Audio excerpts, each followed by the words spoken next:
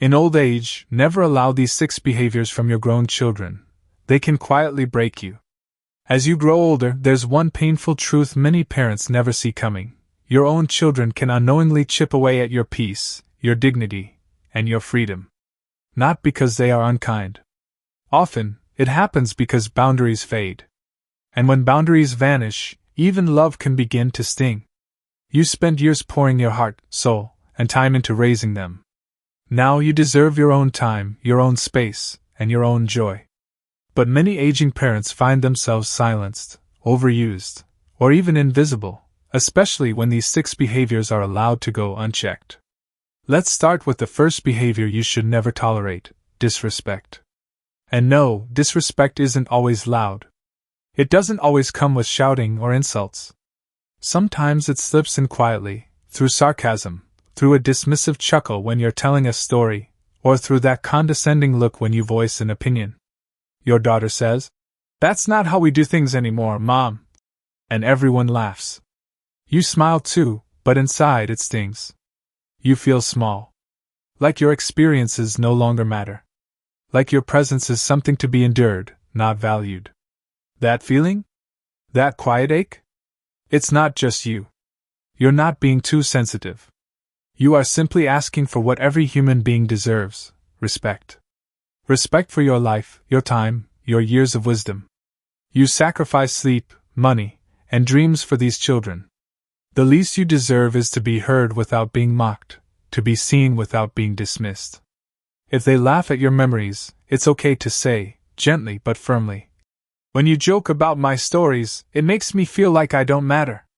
Just that one sentence can shift everything. And if it doesn't, if the eye rolls and sarcasm continue, it's okay to walk away. You don't need to sit through conversations that make you feel invisible.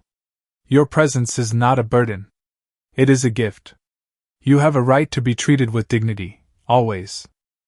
Now let's talk about the second behavior to watch for: financial dependence.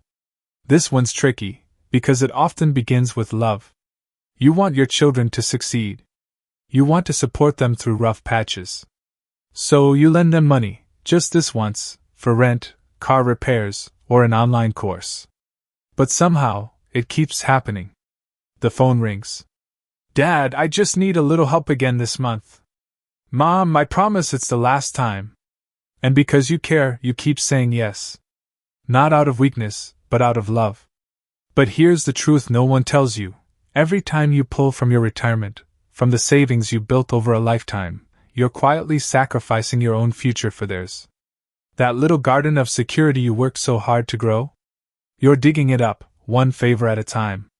You may have spent decades budgeting, going without, cutting corners so that you could finally rest one day. Well, that day is now. You earned this chapter.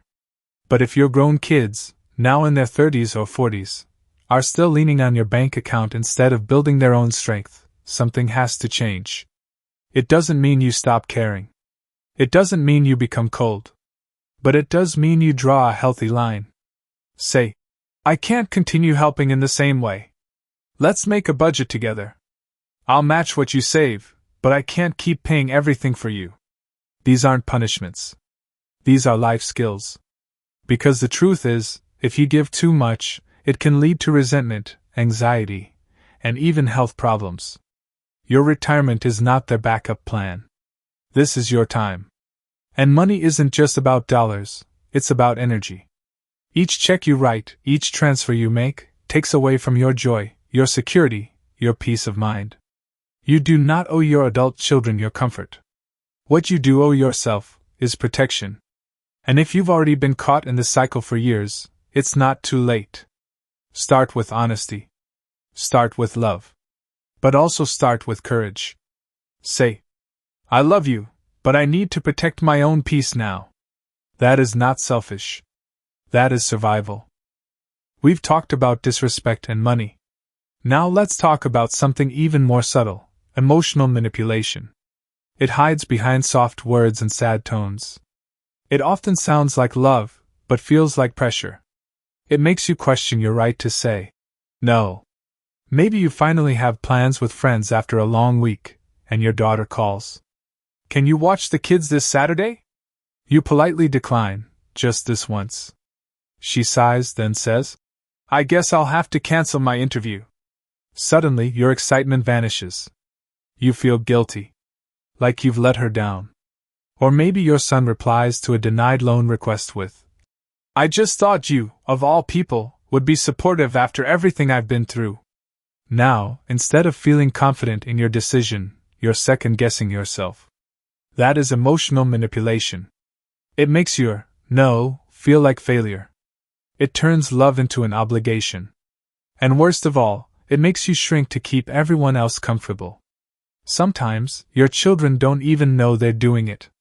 They've learned that if they say the right words, if they stay silent long enough, or tear up at the right time, you'll fold. They know where your soft spots are. They know how deeply you care. And without meaning to, they use that love as leverage. But love is not guilt. It's not pressure. And it's not your job to be emotionally available at the expense of your health and well-being. You can love your children with your whole heart, and still say, no. You can be a kind, caring parent, and still protect your peace. So when that pressure starts creeping in, pause. Don't answer right away. Say, let me think about that. Give yourself space to breathe, to check in with what you need. And when you do respond with love, but also clarity. I've noticed that when I say no, I'm made to feel guilty. I love you, but I need to make decisions for myself without feeling pressured. Will it be uncomfortable at first? Maybe. Will it shift the relationship? Possibly. But healthy relationships grow through honesty, not silence. If your children love you, and most of them truly do, they will learn to respect your limits. It might take time. But that's okay. Just remember, no is a complete sentence. You don't have to explain every decision. You don't have to justify your needs. You don't need permission to take care of yourself. And if someone pushes back? That's a clear sign. The boundary needed to be there all along. Let's move to the fourth behavior you should never ignore, when your time, your home, and your energy become their backup plan. It starts subtly. You sit down to relax with a cup of tea. The phone rings. Can you come over right now? I need help with the kids. Or worse, they show up unannounced. Hungry, tired, expecting dinner and attention like it's still 20 years ago, and you're running the family household full-time. Of course, helping your kids and spending time with your grandkids can be beautiful. It makes you feel needed, connected, fulfilled. But when your plans, your rest, and your space are pushed aside over and over again to meet everyone else's needs, you begin to disappear.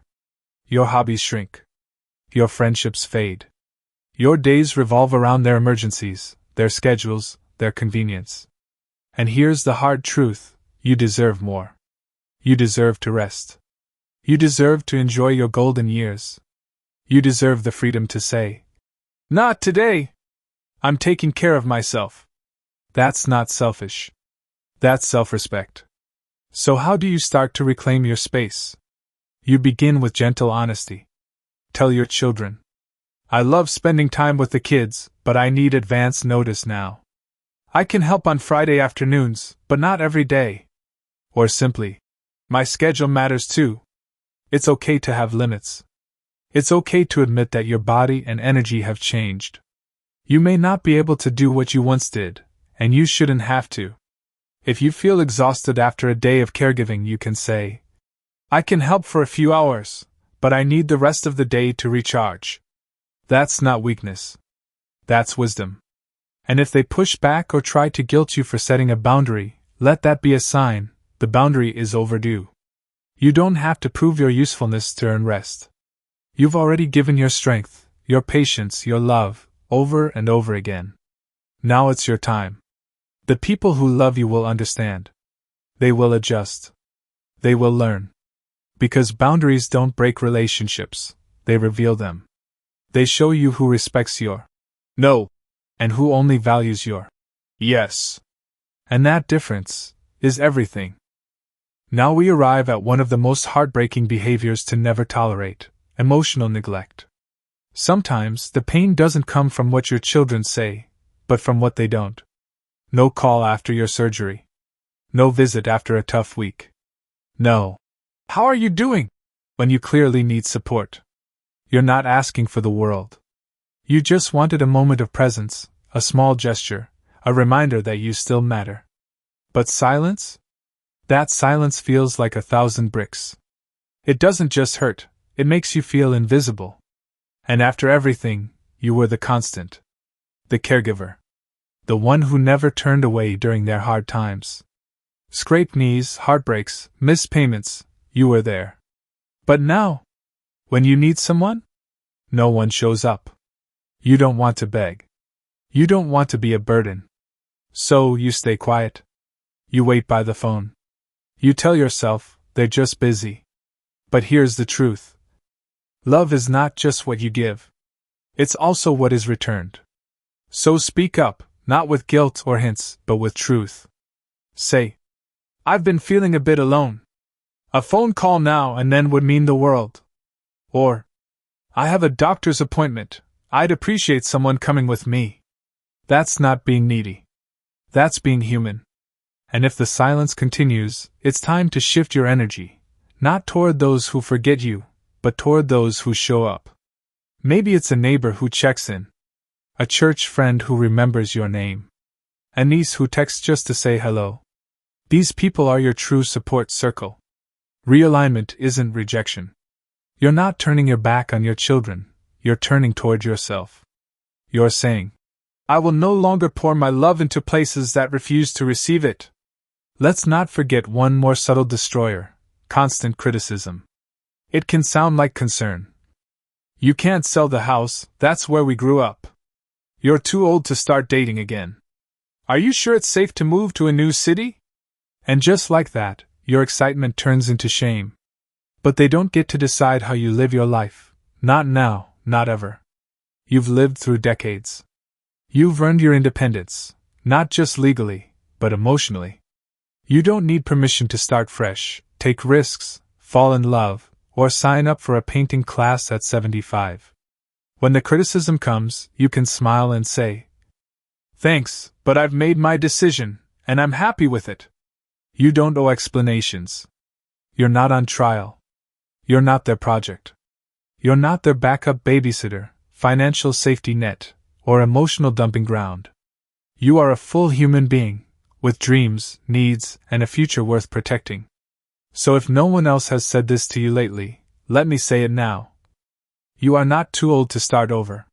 You are not too late to speak up. You are certainly not done. Set your boundaries. Protect your peace. Speak your truth. Reclaim your time. Choose your joy. Not tomorrow. Not someday. Now. Because you are not forgotten. You are not invisible. And you are absolutely worth it.